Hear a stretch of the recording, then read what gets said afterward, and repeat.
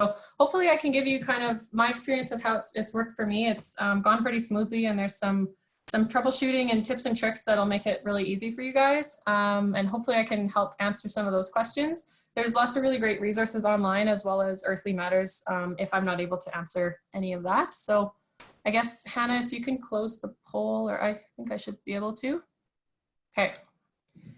And if you're here for the prize, that's fine too. We're going to do that at the end. So just a note with that, we're going to, if anyone's watching from outside of Lethbridge, I'm just going to ask that, like if somehow your name gets drawn and you're not in Lethbridge, just let us know, because we want it to go to someone that's in Lethbridge. It's going to be hand delivered by me, so I'm not going to drive somewhere that's not Lethbridge to drop that off. So yeah, so I'll share most of the stuff with you guys today over a slideshow and just pictures. I do have, if you guys can see my screen, so this is kind of the composting tower. Oh, sorry, you probably can't see that very well. So this is the composting tower that Earthly Matters has, and that we're giving away today. And then this is just the DIY one that I made at my house. So just so you kind of see what they look like. But most of the stuff I'll show with you guys today, it'll just be in the slideshow. So my name's Nichole. Like Hannah said, I work with the City of Lethbridge Waste and Recycling team. My job is just to teach people about all our different waste and recycling programs, and making sure that we're trying to reduce the amount of waste that's sent to the landfill. I have a degree in environmental sciences, and I'm really passionate about waste reduction and just living more sustainably. I wouldn't say I'm like a zero waste guru by any means. I'm always learning and trying to do things better in my personal life, but it's definitely something I feel really passionate about. When I'm not working, you can find me outside doing anything outdoors, so like swimming, cross-country skiing, canoeing, all those kinds of things. And I started vermicomposting in like the beginning of last year, so it's been just over like a year and a half kind of for me now, and it's gone pretty well, and hopefully I can share that with you guys and you guys can give it a try. So what we'll talk about today, we'll talk about just kind of go through the basics of compost. It sounds like quite a few of you might already have one, or maybe you've done one in the past. Then we'll go more into what vermicomposting is, how you would go into setting up a DIY bin like I showed you in my house, what and how to feed your worms, how to harvest your compost, and then just some tips for success. It can seem a bit scary, or it's a bit weird to try and start that out. So I'm just trying to make sure that you guys, I'm giving you as many resources as I can so it doesn't seem so scary or so weird to have worms living in your house. And we'll share some tips, some resources as well at the end. So I will try and share this, like my entire slideshow with you guys. I'll try and share the file with you just at the end in case, because I have a lot of links in it and stuff for you guys to check out after. So I'll make sure we get that to you guys, whether it's in the chat or via an email or something like that. So, so what is compost? Compost is nature's way of recycling. So, you know, humans, we produce certain things like metals and, you know, plastics and cardboard and all those things that we produce. We have our way of recycling it and turning it into something useful. Anything that nature produces, so anything that grows from the ground, should be able to be turned back into soil, back into compost for the plants to eat. So just like I need healthy food to stay, like I need nutritious food to stay healthy, so do our plants, and that's what compost is. The process of composting turns all those nutrients that are in our food waste and yard waste back into usable nutrients for our soil again. So whether you're doing this in your backyard or in a worm bin, the recipe that you need is the same. So you do need your greens and your browns. The greens are the wet kind of nitrogen rich sources. So think of the things in your food, in your fridge that would rot or go bad when you leave them too long. So like those are all your fresh fruit and veggie scraps. Also eggshells, coffee grinds, and tea bags.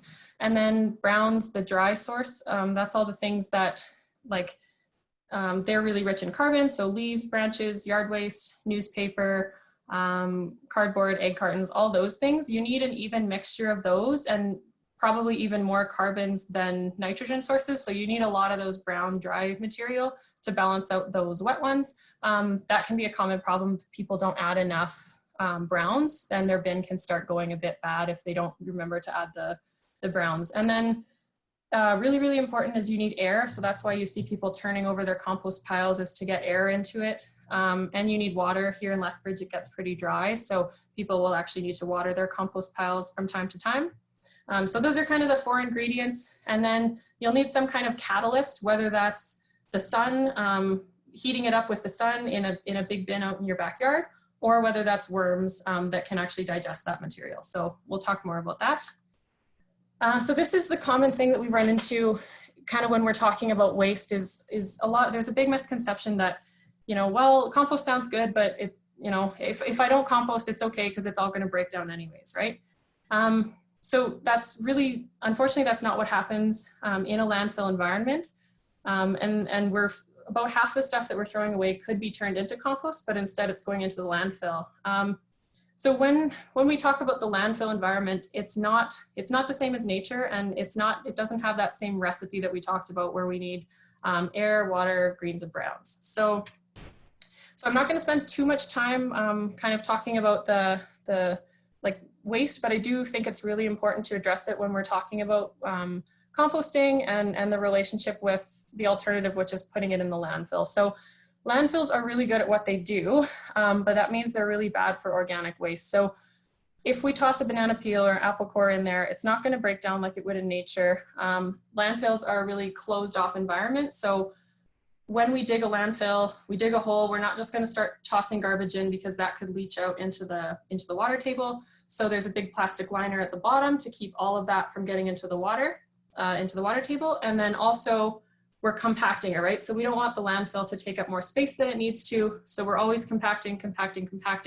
So that means there's absolutely no air in that environment. And without air, that organic matter will not be able to break down. So what ends up happening is in that anaerobic environment, all our organic matter ends up releasing greenhouse gases. Methane is released, and that's a very potent greenhouse gas, carbon dioxide as well. So just when we think of, climate change and global warming, when we are throwing our food scraps and our food waste into the landfill, we're contributing to climate change. It also creates something called leachate. So leachate is kind of just a fancy word for garbage juice. If you think of all that material that's going to end up in the landfill, there's a mixture of all different kinds of things. There's some residual moisture, maybe it's raining, and all that water is going to seep down to the bottom, and we have to deal with that so that that doesn't get into the environment as well. And then not only is it harmful for the environment, but it's just a waste of nutrients, right? So like we talked about, all those healthy nutrients and bacteria that are still in those food scraps are not going to be able to be used again once they're sitting in the landfill. So there's a really good documentary on food waste, and I just posted a link. There's like a 1 or 2 minute clip that you guys can go watch, and they go around and they ask Canadians, how long do you think it takes a head of lettuce to break down in the landfill? And it's like, oh, maybe a week, maybe 2 weeks, maybe a month, maybe 6 months, but it actually usually takes about 25 years. So that just really goes to show how closed off that landfill environment is. It's kind of like mummifying everything that's in there. It's not turning back into compost. So that's just kind of big take home is that's why it's really important for us to compost. So the other thing, I promise I won't be too depressing for the rest of our chat, but when we think about the things that we're throwing away, it's not always the banana peels. A lot of times it's bananas. It's completely edible food. And so there's some really kind of shocking stats about how much food we waste here in Canada. There's just like, we are throwing away tons of edible food. So when we talk about composting, it's really important to draw attention to the fact that, it's a really great thing for us to do, but is there a better, could someone be eating this, or could we be doing something with this before we're wasting it, before we're throwing it away?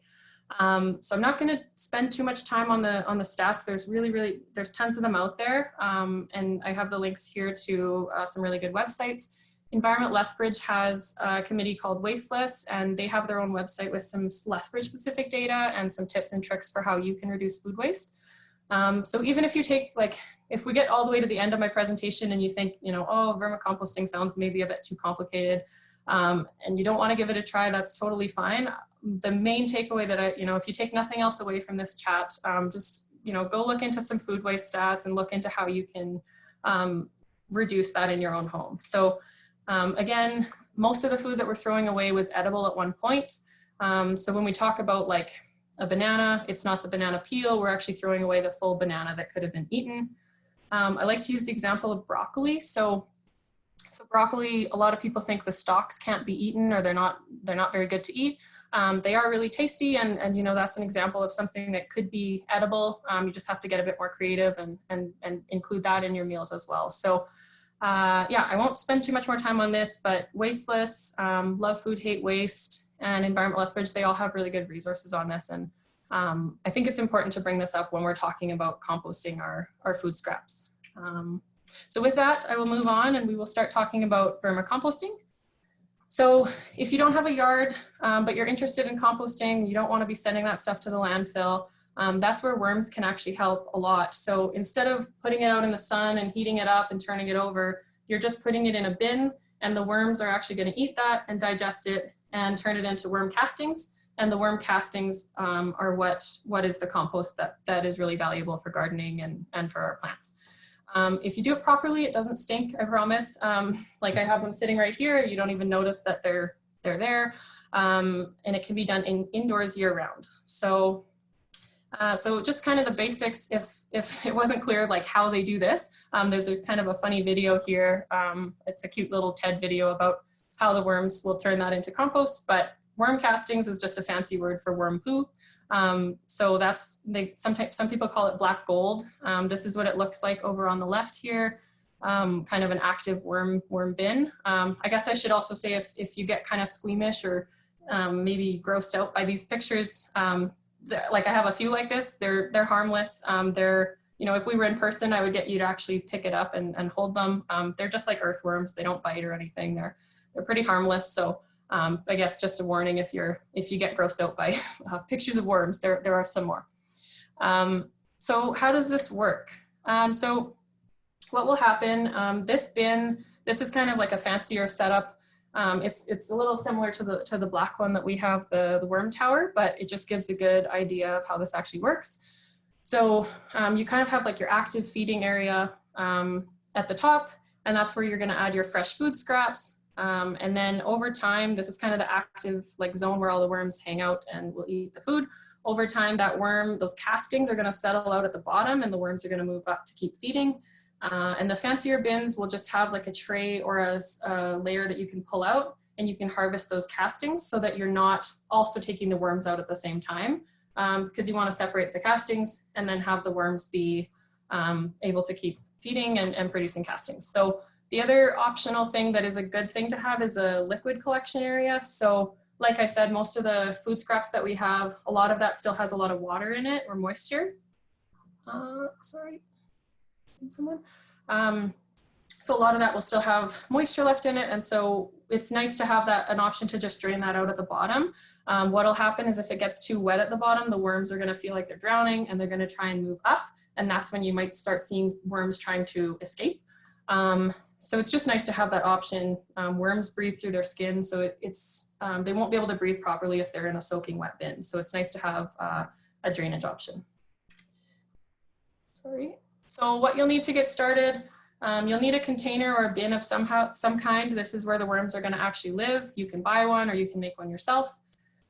You'll need those greens and those browns. So the browns they're also called bedding. So it's kind of, it balances out the nitrogen and the food scraps, but it also provides like a kind of a home for the worms to burrow themselves in, and air and stuff like that.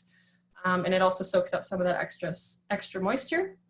And then lastly, you'll need the worms. So the worms are not just earthworms that, oh, someone said, I got this comment a little late, but broccoli stalks with salt is yummy. So yeah, so with the food waste, there's that Love Food, Hate Waste has a lot of really good recipes for kind of using up old food and making the most of all that stuff. So I'm sure if you guys want to check out some more recipes, they have a lot of stuff there. But so yeah, so with the worms, these are not earthworms from the lawn. You're not going to go pick them out when it's raining. If you try and bring those worms inside, they won't survive. The worms that you need to use are a special composting worm that's kind of adapted for eating our food waste and living indoors. Sorry. Okay, so there's two kind of common types that we use in vermicomposting. Both of them really do the same thing. It just depends on what's easiest to get your hands on or what you have access to. The one kind is this, it's called a red wiggler, and it's a little smaller than the other kind. They're quite small, and the other kind is a European nightcrawler. So these look a lot more like the earthworms that you'd see in your garden. They're a little bit bigger. There's really no difference. They both, they live in the same conditions. They'll eat the same food. It's just, it just depends on what you can get your hands on. If you're buying them new, they can be quite costly. So if you know someone who might have one, then that's a really great way to just get them for free. So, but we'll talk more about where you can get them as well. So then when we talk about a worm bin, whether you want to buy one or whether you want to DIY one, so do it yourself, there's advantages and disadvantages. The main disadvantage to buying one is the cost. That's kind of usually what people don't want to pay for. They usually cost $100 to $200. So they're not cheap, but at the same time, they will last you a really long time. They're really durable. The ones that I've seen, they last a long time, and they make it really, really easy for you. You don't have to worry if you've set it up properly or that kind of thing. And they can be a bit more compact. And you can keep adding layers and layers. So it's just more likely that you'll have like a problem-free setup if you go that way. But it's also really, really easy to make your own, just using stuff that you might already have at your house. That's obviously a lot cheaper, and you can be versatile. So you can get really, really fancy with it. You can make it super, simple, and you only need one bin if you want. And it can be a great way to kind of upcycle or repurpose some different materials. And then, the only downside of this is if you do set it up incorrectly, or you don't maybe add enough air holes or something, you're more susceptible to running into issues. But there's lots of resources on how to build one and it's pretty basic. So if you don't want to spend a bunch of money, you can easily make your own. So I do just want to talk more about how the worm tower works. And this is kind of the example, or this is the one that we'll be giving away at the end. So there's the active feeding area at the top. And if you can see over here, the coffee filters and coffee grinds, that's kind of some bedding on top that they have. And then that's where all the worms are feeding. And then the lower tray, you can actually just lift up the top tray and harvest out your castings when they're ready, because they'll settle down there. This is what that looks like. And then the liquid collection area as well. So just some more pictures of that, since I can't really show you in person, or a little bit better. So this is what that looks back like. If you peel back some of that top bedding, you can see we have a banana peel, we have grass, we have some eggshells, and then this is what it would look like kind of when the worms are actively feeding. And the black little dots are all their worm castings. So they're all mixed together right there. But over time, the castings will settle out and the worms will move to the top. So again, what that would look like is you can just pop that top tray up and you can harvest the worm castings. And you can see, compared to this picture where there's tons of worms inside, there might be like 1 or 2 left over. And there's a way that you can get those out and make sure you're not killing them when you go to put the stuff in the garden. But it works really well. So if you're interested in buying your own, that's kind of how that system works. So if you're like me and you want to save money and you want to build your own, there's tons of different DIY examples out there and ways to set it up, and they all kind of work the same way. So you could be as simple as just having one bin where you don't have a drainage system, and as long as you're monitoring the moisture, that's fine. You can go for like 2 bins. I don't see the pictures you are talking about. Can everyone see this? Doing something wrong. So Maureen, okay, so you guys can see it.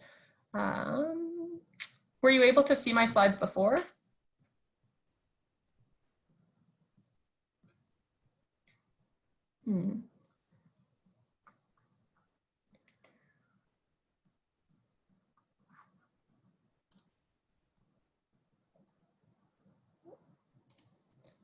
Not sure. Hannah, do you think you'd be able to help Maureen? So everyone else is good, or can you guys see it? Yes? Yeah, Maureen, I'll send you a message and help you get that sorted out. Okay. And yeah, if not, we'll I'm on my phone. You need to swipe. Oh, okay. So maybe it's just a phone screen issue. So sorry, we'll keep going with this, and then I can check back in with you at the end if you need. So yeah, you can have just a 1 bin system. or you can have 2, and the 2, you can have like a drainage system in there. You can get fancier and have 3. So that's the same idea where you'll have that middle layer so you can take out those castings a little easier. This I included, it's kind of like the Cadillac version of a worm bin, I guess. It's very fancy and someone put a lot of effort into this one. If you have the time and the resources to do that, that's a really cool thing to do too. So up to you. So if you do want to build kind of one simple one like I have here in my house, I'm just going to run you through how you would do that. So you really don't need too much. You just need 2 bins of the same size and 1 lid to go on top.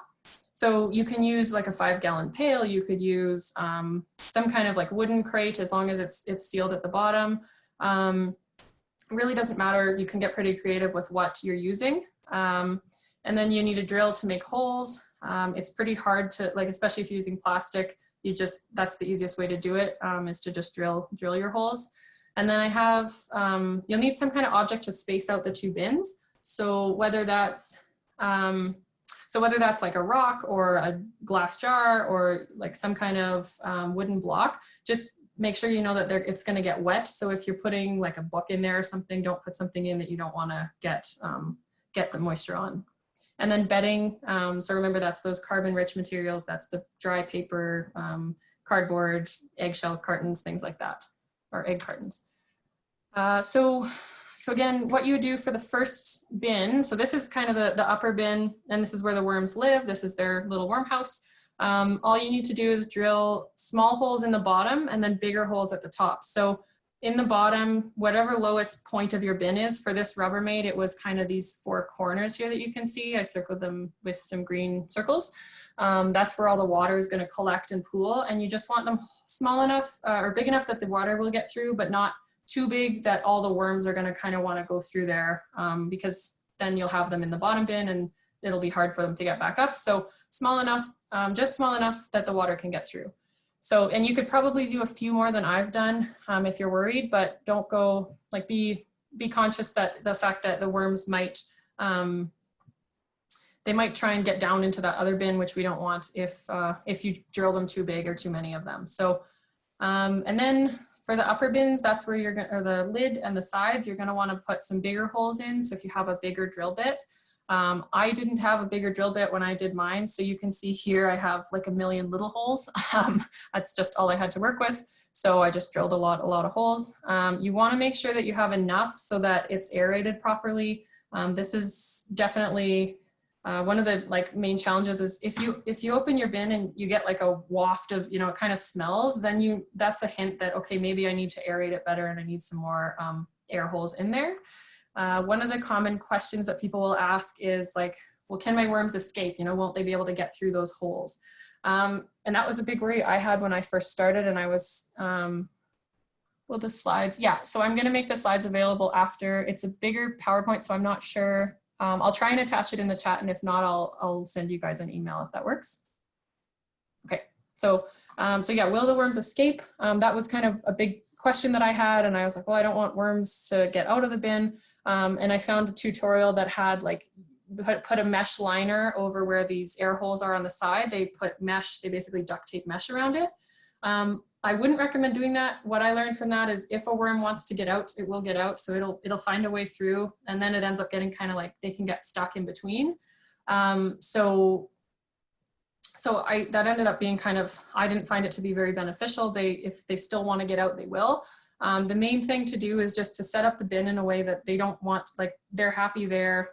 It's healthy, it's the right moisture level, it's the right acidity level, it's not too acidic, and then they'll be happy to be in there. The other note is that worms really don't like the light.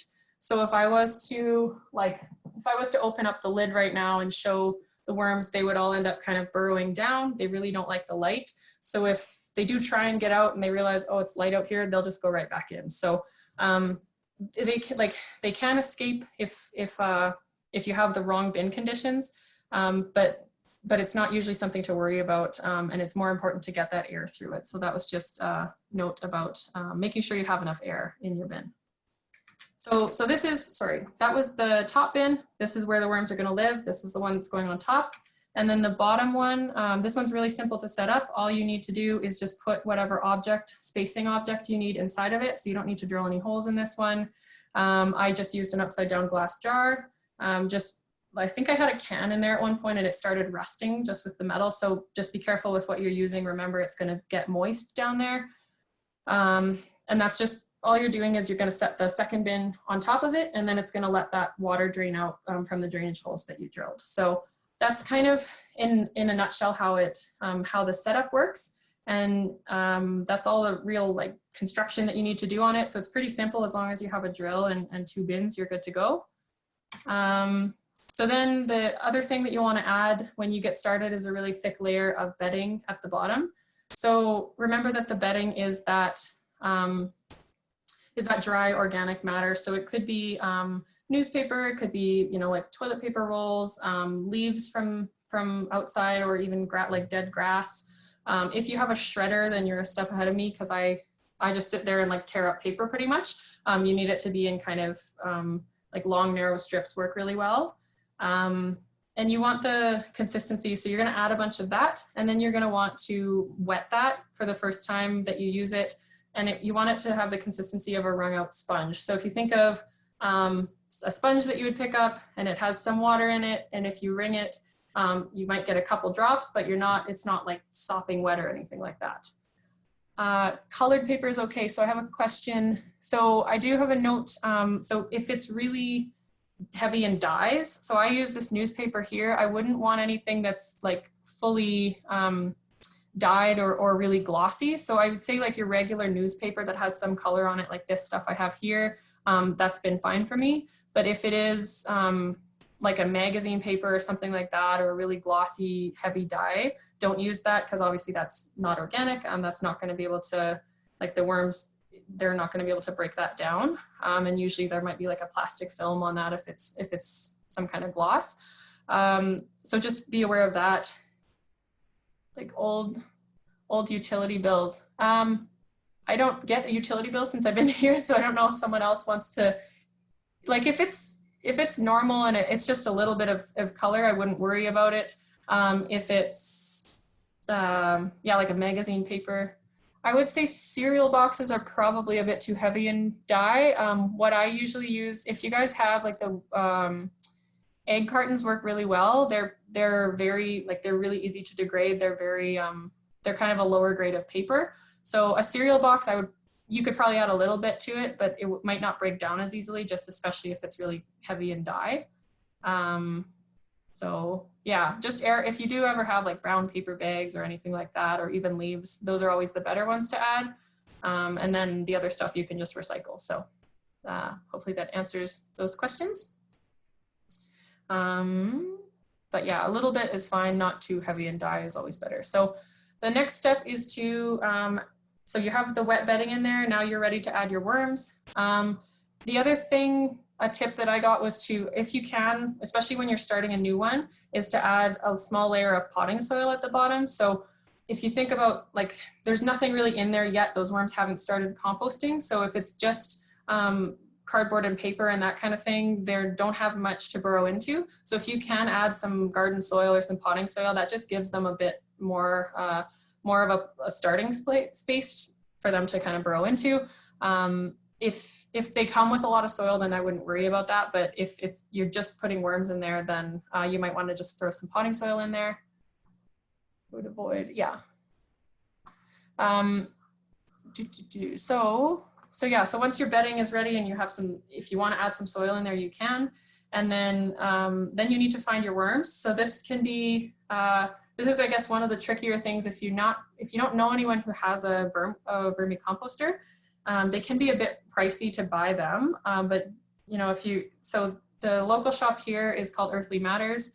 They have the European night crawlers that are available. I think it's $60 for a pound of them. So it's definitely not cheap to buy them new. That being said, you can definitely find them. Like I found a couple on Kijiji that were advertising here in Lethbridge that they had some worms to give away.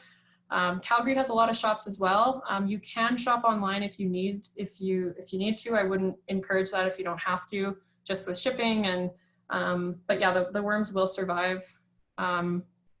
They can be mailed, like if the company packages them right and all that, but The best thing you can do is if you can find someone here in Lethbridge who you know has one or has worms, they reproduce really quickly. So within 2 to 3 months, their population will usually, okay, I missed how the bedding gets damp. So sorry, so with the bedding, I think I have here, so you start off with it dry, and then you would just need to add, like, for the very first time that you're starting, you just add it, like pour enough water onto it until it gets that right consistency of a wrung out sponge. If you find that you add too much, it's kind of a good check to make sure that your drainage holes are working, and then you can just watch and make sure it drains out the bottom.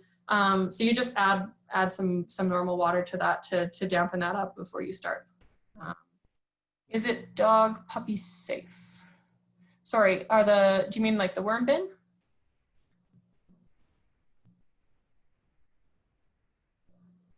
Do you have to dampen it? Okay, so I'm gonna try and answer the dog question first. Can you just clarify?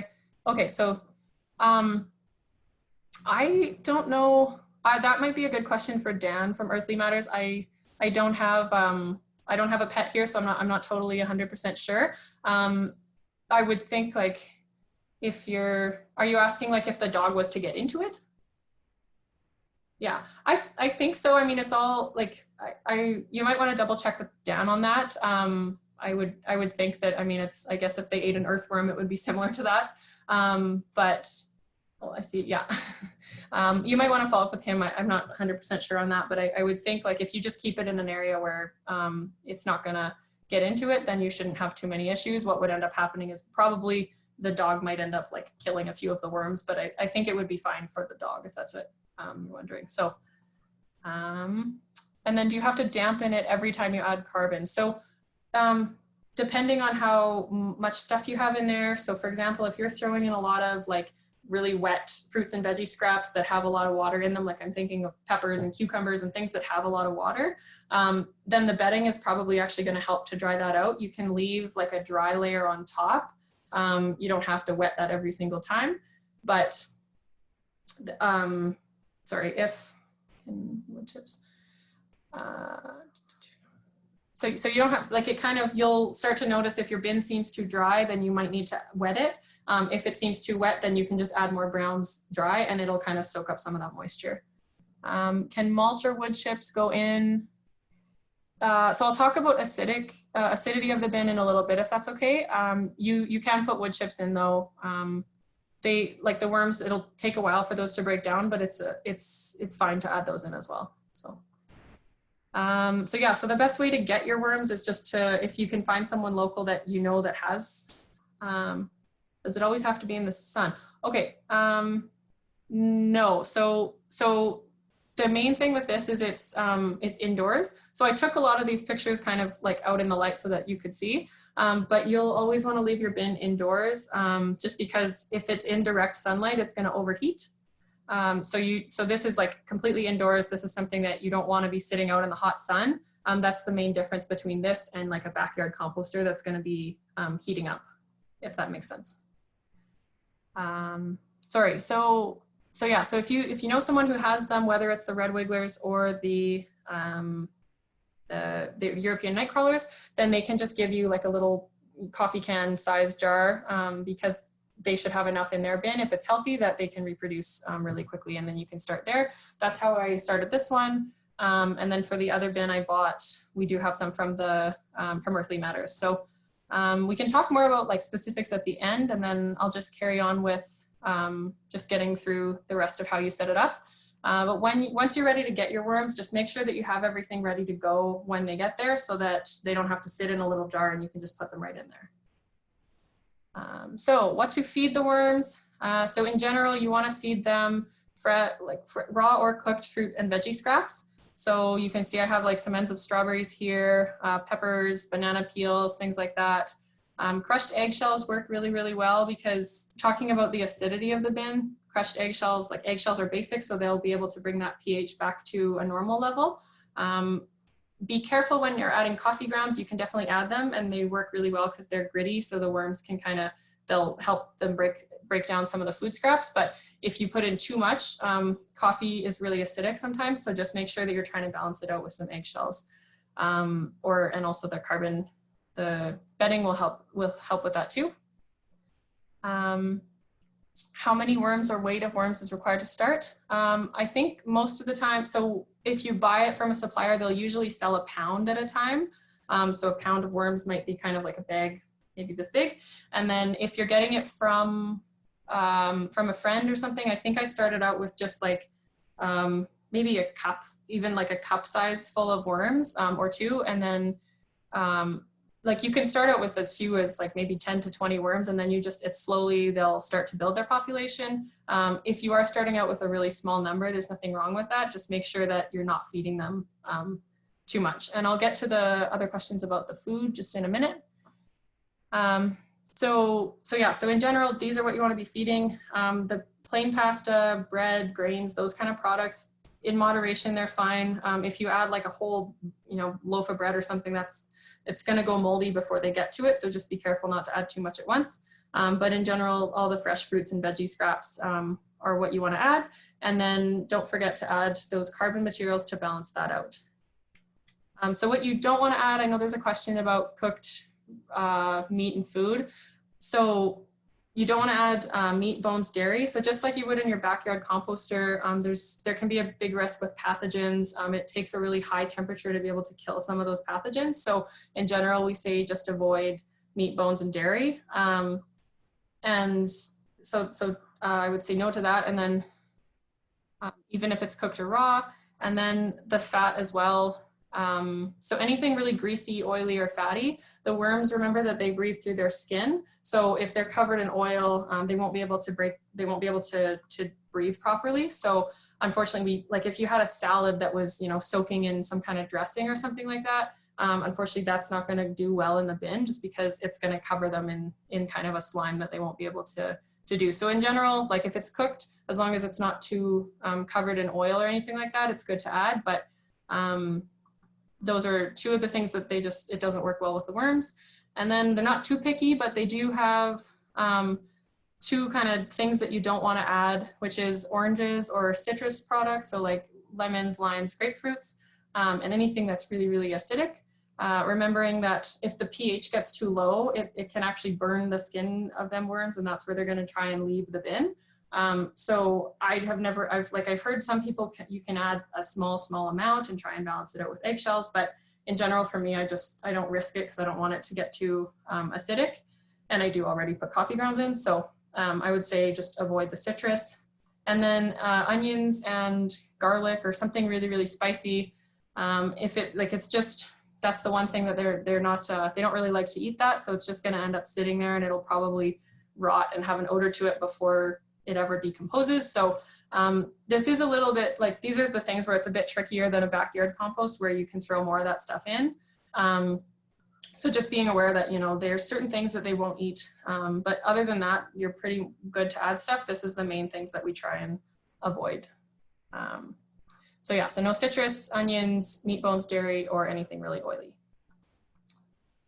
So then for feeding them, I guess my rule is cut, freeze, thaw, feed, and then cover. So this might be where you're thinking, well, that's kind of, this seems like a lot of work. So I've just gotten in the habit of cutting up my food scraps into a bit smaller pieces. So if you're gonna feed them a whole banana peel, they're gonna think of how small the worms are and think of how long that's gonna take them to eat through that whole thing. If you can cut it up and just increase that surface area that they can access and eat, it's gonna make it a lot easier for them to digest that and get through it quicker. So I just have a pair of kitchen scissors that I keep when I'm preparing food, and I just cut it up and then add it to the bin. So again, like you could probably get away with adding some bigger pieces once in a while, but if you can take the time to just cut it up, the smaller the better. I know someone had asked, is orange skin okay? So I've heard some people that have tried that. I haven't personally tried it. I've heard from other people that just no citrus, even the rinds or the peels are also too acidic. I mean, similar to like if you added a whole avocado pit, you could imagine that's going to take a really, really long time to break down. There's nothing wrong with throwing in a big pit. It's just that's not something they're going to be able to easily break down. So just being aware of those kinds of things. So you'll chop up your food scraps as best as you can. I always store them in the freezer. This is optional, but I think it, from what I know, it really helps to prevent any fruit flies. I can say I haven't had them since I started, and I think a big part of that is just freezing. It helps to kill the fruit fly larvae that's in there. The other benefit is you kind of have like a stock ready to go whenever you need it, so you don't have to worry about keeping stuff out in the out on your counter for too long and then attracting fruit flies and things like that. It also helps a lot with thawing, like the freezing and then the thawing will soften up that food a little bit, so it helps decompose it a little bit quicker once it gets in the bin. So I fill this bin until it's full, and then once I kind of know that they're ready to feed, I take out a smaller, kind of a small yogurt container size, just a couple cups at a time, and I'll leave it out on the counter to thaw for a couple hours, just so that you don't want to be adding it when it's frozen solid, and then it'll be quite cold for them. So just leave that out, and then once it's thawed, then you're good to add it to the bin. Another way that you can make sure you're not going to get any fruit flies is just remember to cover that with your brown bedding scraps. So I see there's a question: can veggies be cooked or frozen? Veggies can be cooked or frozen, no problem. Just remember with the freezing, if you can thaw them out first, that would be best. So that's what I do with mine, is I just thaw them out first. The worms might try and get away from there if it's too cold for them. And they can be cooked just as long as they're not cooked in excessive oil or anything. So if you have something boiled, then that's fine too. How long should you freeze the food? You don't have to freeze it for any, once it's frozen, you could add it kind of the same day even. It doesn't have to be frozen for too long. It just, to me, it more helps with making sure that whenever I want to feed them, I know I have it in there and it's ready to go. That's kind of how I judge it. So there's no set period of time.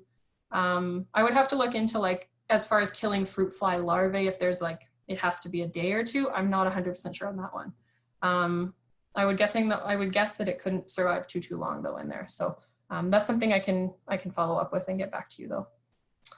So then once you feed them, cover them up, and you're good to go. And then I usually wait a couple days and make sure that they're eating it and breaking it down before I'm thinking about feeding them again. So how often do you want to feed them? If you just are starting out and you have they're new and you don't really know, I would wait a couple days before you even feed them for the first time, and then start testing out maybe just a cup at a time. One of the big kind of errors that people do is they just throw in way too much food at once, and they think, well, I don't want to starve them, so I'm just going to add a lot of food. And then that's where you run into issues, and they just can't, it'll start rotting before they can get to it. So start out really slow. We'll talk more about how long they can go without eating, but they're not going to starve if you wait a few days. They have a lot of nutrients in that bin. Once you start getting in the hang of it and you start noticing, okay, it takes them 2 days to kind of get through the food I gave them, maybe I can feed them again. You'll start kind of noticing how often you can feed them. For me, I usually do it right now about 2 to 3 times a week, and maybe 2 cups at a time kind of thing, maybe a bit more if I'm able to. And then, you'll kind of develop your own routine based on kind of how fast they get through what you're feeding them.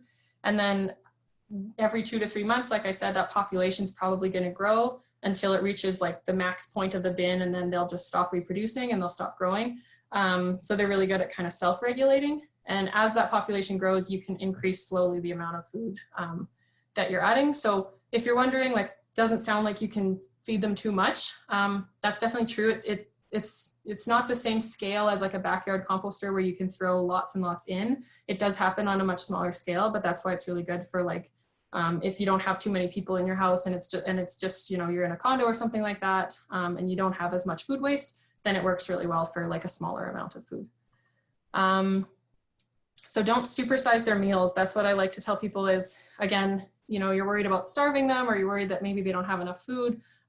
This is probably the biggest mistake that people make, is just putting too much in at once. It's going to go rotten, and it's going to turn things too acidic. So they can go a long time without eating. If you notice that things are not breaking down as fast as you thought they would, just stop feeding them for a few days and add some more browns to balance that out. I have lots of food waste. Can I just add more worms?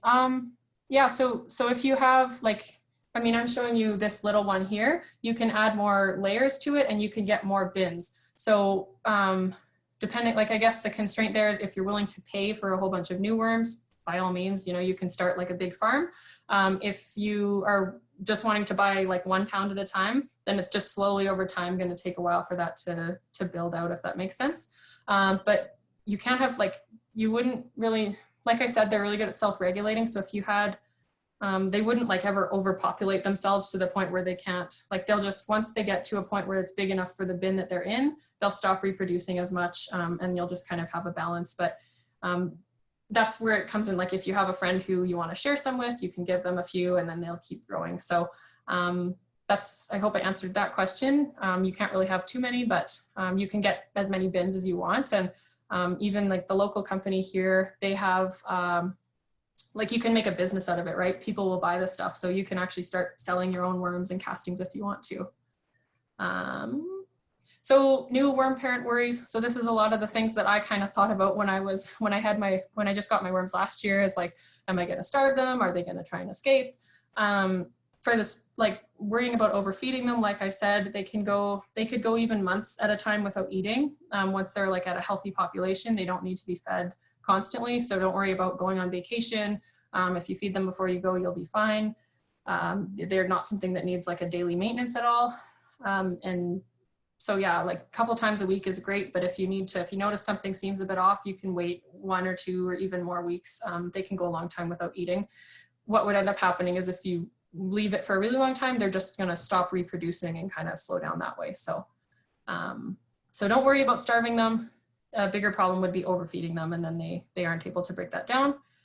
Will they escape from the bin? So if the bin is kept at the right moisture level, so that, remember, it should have the consistency of a wrung out sponge, and it's not too acidic, and it has lots of dry bedding, they should be happy and they won't really want to escape. If some of them do, if you accidentally add too much coffee at once or something, and you see, like, you notice a couple of them on the ground or something, don't worry, like it's not going to cause some kind of infestation.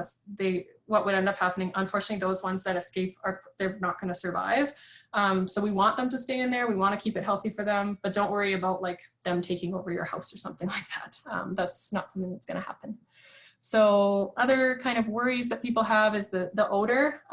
If it smells really bad, it probably means you added something that you shouldn't have, or the balance is out of whack. So it should, like if you've smelled compost before, it kind of has like a healthy, earthy kind of smell to it. And that's normal. But if you're adding something like, you know, cabbage or something that's a little more pungent, you might notice a smell for like a day or two after, but you shouldn't notice anything like rotting or foul. If there is a really bad smell, that's probably a chance that, okay, maybe I overfed them or maybe something's wrong. And then will I get fruit flies? Like I can say the best advice I give you is just freeze your food scraps. That seems to work really, really well. And then keep a layer of dry bedding on top, as well as chopping up those food scraps so that they can get through them a little quicker. Those would be my tips, and I can say I haven't had them yet. So that seems to work well. So. Okay, so now it could take about 2 to 3 months before you have enough that you're willing to like go in there and harvest your castings. Remember what I showed you about the tower kind of style, where like that has the tray that you can remove. That kind is really easy. You just remove the tray, scoop out the castings, and you're good to go. If you don't have the tray kind and you just have like the same kind of one that I have, the bin, then you just have to figure out a way to separate the worms from the castings. So an average temperature to keep the worms alive. So room temperature works well. I've heard they can get as low as like maybe 5 degrees. And then I wouldn't, like, again, if you're in the hot sun, probably like anywhere over 30 degrees, I would guess is probably too hot for them. So I've heard they can go down to like 5 degrees, anywhere to maybe 30. So they do have a pretty good range. I just always keep them indoors at room temperature. So like 20 to 25 is fine for them, if that answers that question. So the one thing you can, like, if I have never done this, some people will choose to like put it out in the summer. If you want to put it outside in the summer, just be sure, especially here in Lethbridge, like my deck gets way, way, way too hot. So make sure it's in a really shaded kind of cool spot if you're going to do that. And then in the winter, definitely you have to leave it inside because they can't freeze. So that's kind of the temperature range there. So harvesting them, again, if you, so this is probably what it'll look like, is it'll be like a mixture of the worms and the castings, and you want to get to this picture on the left. So there's a couple different ways you can do that if you don't have the tiers. So one type is kind of using like a side-to-side migration. So if you think about where the worms will be, they're going to be where all the active, like all the food scraps are. So if you only feed one side of your bin for maybe 2 to 4 weeks, then the other side of your bin is the worms are going to migrate over to that active side and they're going to feed there. And that means that that other side is going to be ready for you to just take out those castings. The other tool that's really helpful is light. So again, worms are burrowing creatures. They like to be in the dark. So if I was to like pull out a handful, they would all try and burrow down because they don't want to be out in the light. So another thing you can do once you have enough castings, so we're coming up to an hour. Okay, so I'm almost done. So once you have enough castings, you can dump it on a tarp and then put a light on it. And then you're going to, then you're just going to shine the light on it and the worms are going to naturally go down to the bottom of the pile and you can scrape off the top and you can just repeat this until you've harvested enough. So I know we're coming up to an hour, so I just want to get through the next stuff. So using your castings, you can mix it 1 part castings to 3 parts soil. You can mix it in yourself or you can make like a compost tea. There's a video here. I'm not going to go through how to make that. I haven't tried this one myself, but you can add it to plants, your lawn, garden beds, anything. You can even give it to like a neighbor or something if you don't have any house plants. So you use that. So remember that it does take a little bit of, like it might not be for everyone if you want to manage large volumes of waste. And if you don't want to have to check on it every few days, just be aware that it does take some thoughts, but there's lots of benefits to it. So it reduces the waste that's sent to the landfill. It gives you a really high quality free fertilizer. You could even turn it into a business opportunity and sell that. Gardeners and farmers find it really valuable. You can do it year round. And then it's a really good learning opportunity for kids and adults. It's kind of like having your own little science experiment in your house. So don't think we've gotten this question yet, but a lot of people probably are wondering, like, when is Lethbridge going to get a curbside organics program? So if you've been to Calgary or other bigger cities, they do have curbside organics pickup. So just like we get our recycling picked up, you get organics. We proposed that last fall and it didn't get approved at that time, but they're probably going to reconsider it in a couple years. So you could see a program in a few years, but I just wanted to kind of let you know if you're wondering where that's at. If you're really passionate about this, definitely you can reach out to your counselor and talk to them about it. But right now, it wasn't approved last cycle, so we're going to try and approve it, hopefully within the next few years. So I've left you a bunch of resources just on food waste and city stuff. And then Earthly Matters, again, if I wasn't able to answer any of your questions, Dan from Earthly Matters is kind of our local expert on worm composting. So we'll give you this to leave you with. And then, so that's all I had. So we can do the draw now. So I think if Hannah wants to come back on and she can announce the winner. Sounds good. Just gonna close yours for a second. Everyone see it? So I will draw the winner and see who it is.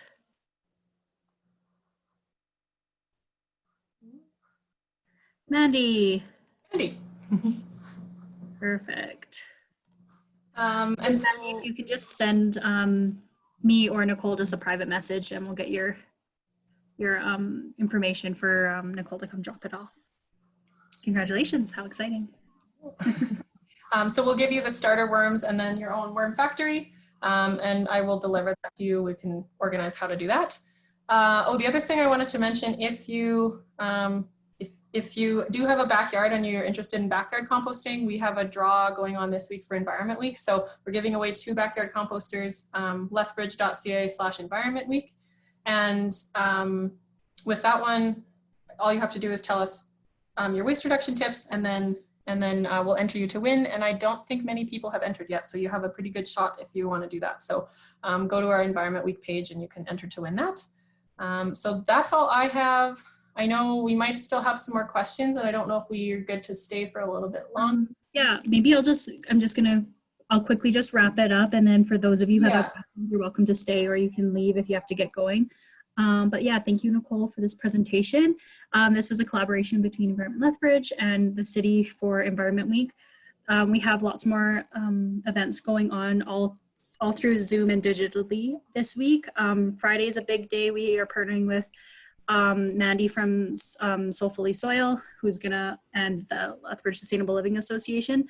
So there'll be lots of different presentations all throughout Friday. There's fruit tree talks, zero waste. We're doing companion planting and so much more. There's also a yoga class as well. So free registration for those as well. But that's all we have. So thank you so much. Stay on and ask questions if you like. We'll keep the session open for a little while. But yeah, if you have to get going, thank you so much for joining us. Yeah, thanks everyone. Hannah, do you have people's emails if we want to share the slides, or I can try and share it in the chat? Yes, I'll also send out an email for everyone who registered for the slides, for those of you Okay. who it's ended late or anything. Yeah. Perfect. Sure. Okay. So yeah, looks like we still have some more questions, Nichole, if you want to. Yeah. So is backyard composting only possible in the summer? No, you can do it year round, and especially here in Lethbridge. Like, I guess I'm newish to Lethbridge, so I don't know if I could comment on, like, maybe someone else has experience doing it here. I think it's really it doesn't get too cold here compared to other places, and as long as it's sunny enough, you can keep adding to it. Just be aware, like, as long as you're adding greens and then browns and greens and browns, it might just take a little, like, it might not break down as fast in the winter, but you can definitely keep adding to that. And especially, like, we do get some warm days here, so I think it wouldn't just be an ice block for 4 months. So it's possible. I don't know if anyone else can maybe add to, like, their backyard composting experience here. I don't have a backyard though, so I don't know. Okay, next question. So someone from high school iGEM team is working on a compost related project. Yes, so my email, I don't know if you can share can you guys see my email right now? If not, I'll post it in the chat. I'll just send it to you right now.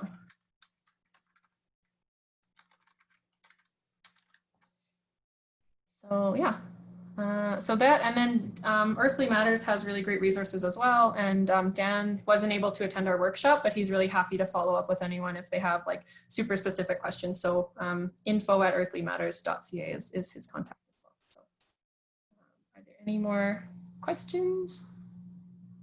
Oh, Hannah, it says my email just sent to you privately. Sorry. Everyone, hold on. I'll try again.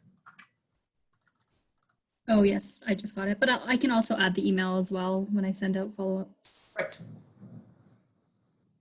Any other questions?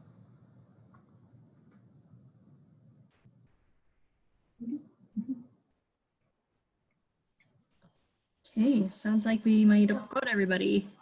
Perfect. Everybody else is good. Awesome. Well, thanks so much, everybody. Happy Environment Week. We'll see you. Thanks for joining in. That was fun. Thanks, guys. Oh. And we get the recording.